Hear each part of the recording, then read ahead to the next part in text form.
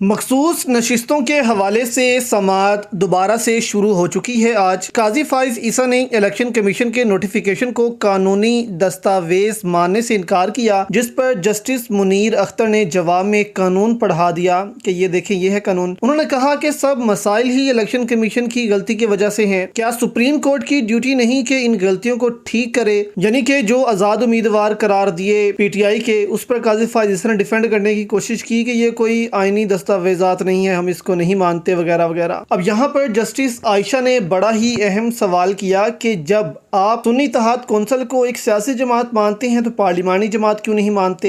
ये सुने उन्होंने क्या कहा। Magar, the question is that if they are not a political party, and the orders of the ECP doesn't say they're not a political party for the purposes of 51. It says simply that they are not a political party.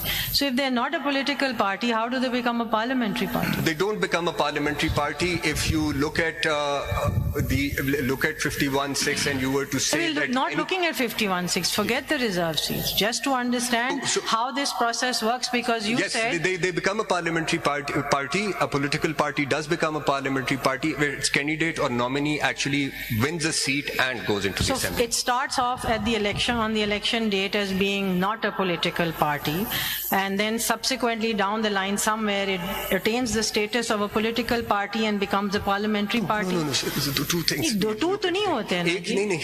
Mr. Attorney General, the answer is one. Over 3 days you overlooking. अब दूसरी जानिब justice Mohammad Ali मजहर ने तो attorney general के सारे point को ही उड़ाकर रख दिया और सारी उम्मीदें ख़त्म करके रखती हैं चीफ जस्टिस की भी, हुकूमत की भी, कि ये सीटें आपको नहीं मिल सकती। ये आप सुने ज़रा उन्होंने क्या कहा, फिर इस पर बात करते हैं। And now here I address the question. Why such situation is not provided under the Act and the rules? Pardon, to cater such type of situations, why the Act does not provide any provision like this to give the seats if such a situation of independent candidates occur, and under the proportional representation system the seats will go to such parties who have contested. My lord, that is our... Well, 51D alone is not enough for this interpretation, you see. My lord, the rules also provide, sub-rule 2 of Rule 95 provides for exclusion of independent.